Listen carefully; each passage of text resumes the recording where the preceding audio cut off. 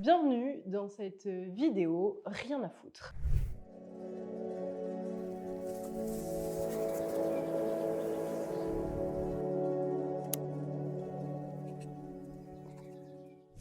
J'ai envie de vous partager aujourd'hui 5 points qui ont été majeurs pour moi au fil de ces 10 dernières années où j'ai été sur les réseaux sociaux et où j'ai dû apprendre à lâcher prise. Alors les réseaux ont été une accélération de ce processus, mais quand vous n'êtes pas forcément visible sur les réseaux, vous faites probablement quand même partie des gens qui avaient peur du regard des autres et qui n'arrivaient pas forcément à lâcher, pas que sur le regard des autres, mais sur un ensemble de points dans votre vie.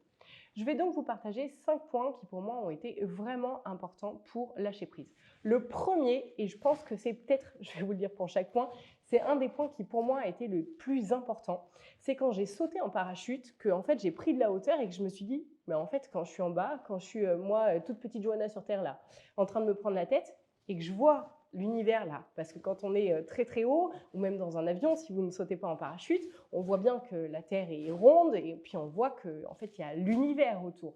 Et on se rend compte quand on est en hauteur, que en fait notre petit nous terrestre est en train de se prendre la tête, alors qu'en fait autour, il y a l'univers. Donc nous, on prend au sérieux le X m'a parlé mal, ou alors je me suis pris la tête avec Y, ou mon boss a fait ci, ou alors ça s'est pas passé comme je le voulais. Quand on prend de la hauteur et qu'on se rend compte qu'en fait dans l'univers, il se passe l'univers, on se rend compte qu'en fait, il n'y a pas grand-chose qui est important de notre petit point de vue terrestre et que c'est nous qui choisissons d'accorder l'importance à ce qui est. C'était le premier point. Le deuxième point qui a été hyper important, c'est de me rappeler que de toute manière, je vais mourir. Et que donc, tout ce à quoi j'accorde de l'importance, comme si je n'allais jamais mourir, comme si en fait ça allait perdurer pour des vies et des vies à venir, en fait, dans tous les cas, ce que je trouve important dans ma vie aujourd'hui, c'est quelque chose qui, dans tous les cas, quand moi je vais mourir, va se terminer. Et donc, de prendre conscience de ça et de me dire, en fait, je suis en train d'accorder de l'importance à quelque chose qui, en fait, n'est qu'un citron dans ma vie pour pouvoir me permettre d'être citronnée et de me poser la question, comment je choisis de réagir à ce qui est? Est-ce que ce qui est réellement important ou est-ce que je suis en train de choisir de lui accorder une importance qu'il, elle ou que la situation ne devrait pas avoir? Et de me rendre compte qu'en fait, j'expérimentais ça dans ma vie terrestre de Johanna et que en dehors de cette vie terrestre qui est limitée dans un temps donné, ben en fait, tout ça, ça n'existait pas ou plus, ça allait se terminer. Pareil, ça m'a vraiment permis de me dire, en fait, j'accorde de l'importance à quelque chose qui, dans tous les cas, va avoir une finalité, que ce soit à ma mort ou avant, parce que souvent, on réagit à ce qui est sur l'instant comme si ça n'allait jamais se terminer, alors que ça a forcément une fin. Et souvent, si vous regardez dans votre passé, vous remarquez que probablement les fins que vous avez eu l'impression qui n'arriveraient jamais sont finalement arrivées beaucoup plus vite que ce que vous l'auriez espéré. Un troisième point, c'est quand je me suis rendu compte que je pouvais dire non. Alors je suis née avec une faculté sur le fait de dire non, contrairement à d'autres personnes, ça s'apprend. D'ailleurs, pour ceux qui auraient envie d'être accompagnés, il y a ma formation Être, le lancement est fin septembre 2024. C'est l'unique lancement, j'en fais qu'un par an. Donc pour ceux que ça intéresse, je mettrai le lien en barre d'infos. Les inscriptions sont ouvertes et les places sont limitées. Donc ceux qui veulent être accompagnés, n'hésitez pas. Et le fait d'apprendre à dire non et de me rendre compte que, en fait, je me faisais un schéma mental monumental. C'est marrant ce mot, monumental.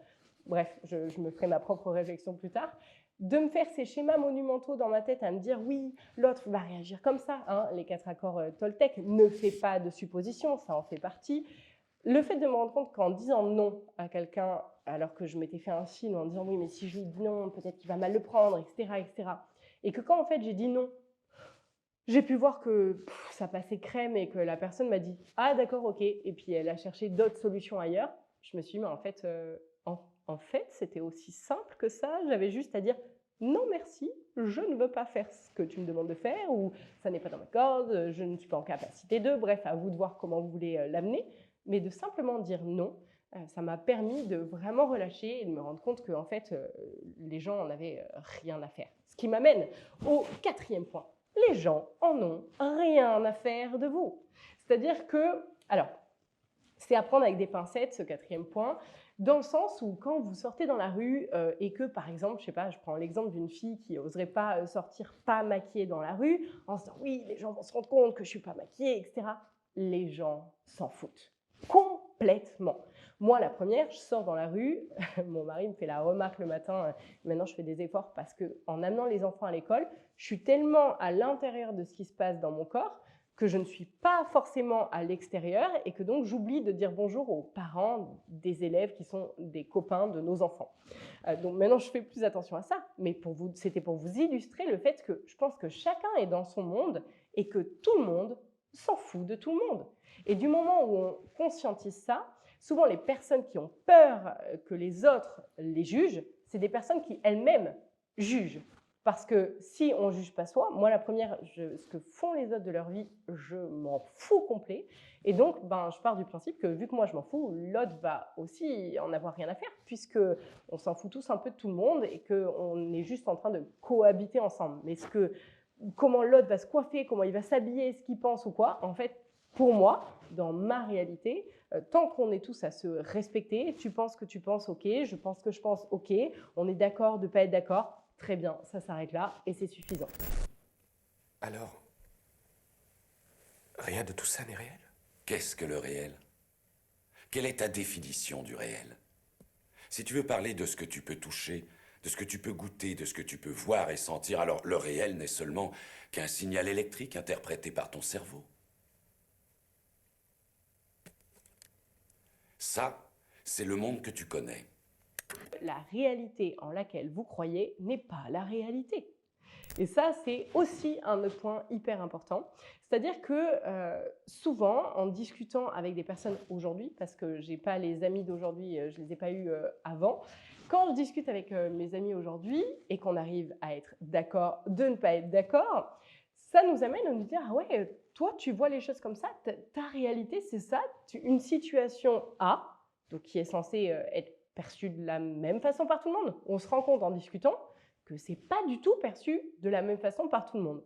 Ce qui m'a amené à me dire, mais en fait, si personne ne perçoit une chose qui est ce qu'elle est de la même façon, ça veut dire que ma réalité n'est que ma réalité.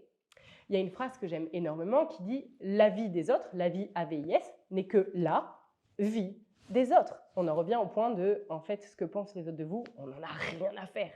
Et donc, ce truc de, puisque la réalité de l'autre est ce qu'elle est parce qu'il est ce qu'il est, la mienne est ce qu'elle est parce que je suis ce que je suis.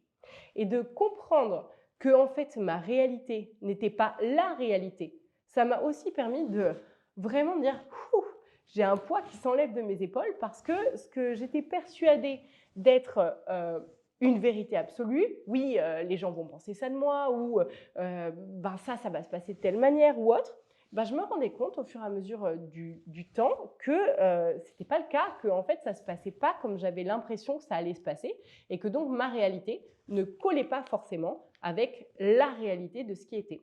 Et donc, ça permet de lâcher prise en se rappelant que ce qu'on expérimente au quotidien n'est là que, c'est hyper important ce que je vous dis, mettez pause, lâchez tout ce que vous êtes en train de faire, tout ce que vous expérimentez dans votre quotidien n'est là uniquement parce que vous êtes le joueur de votre propre jeu. C'est-à-dire que vous jouez la partie que vous jouez parce que vous êtes ce joueur-là. Vous avez choisi, l'âme a choisi par exemple, de s'incarner dans un joueur où, vous savez, dans les jeux, là, je ne sais plus comment ça s'appelle, les jeux où vous choisissez votre perso, vos armes, votre quête, etc. Du coup, le personnage a une quête à faire avec certaines armes. Imaginez que la vie, c'est ça. Et en fait, votre perso va vivre les expérimentations qui viennent à lui parce qu'il a choisi la quête des pièces d'or du royaume des licornes. Okay, donc, s'il avait choisi la quête du coffre-fort des pirates en Antarctique, il n'y en a sûrement pas, vous me pardonnerez ça, il n'aurait pas eu les mêmes interactions que la quête des petites pièces des licornes. Puisqu'en fait, pour pouvoir arriver à la fin de sa quête de pièces licornes, il va devoir rencontrer d'autres licornes, etc. Donc forcément, il va vivre la réalité licorne. Alors celui qui a choisi une quête de pirate en Antarctique, il va expérimenter sa réalité pirate en Antarctique. Et donc, du moment où le joueur prend conscience Par exemple, si je suis pirate en Antarctique, parce que je ne suis pas trop licorne malgré ma veste, du moment où je prends conscience que je suis le joueur qui a choisi d'expérimenter pirate en Antarctique, je vais me dire « Ah, mais si je suis en train de parler avec tel pirate, c'est parce qu'en fait, j'ai choisi d'être un pirate, mais je peux le changer. » Donc, en changeant votre comportement pirate, vous allez changer de jeu et de réalité. Si vous décidez de passer de pirate à licorne, c'est possible. Donc, votre réalité est ce qu'elle est uniquement parce que vous avez choisi une quête et vous êtes en capacité de changer cette quête. Je finirai cette vidéo sur ça et j'espère que ça vous aura sacrément reboosté pour vous rendre compte que vous êtes en capacité de créer votre réalité.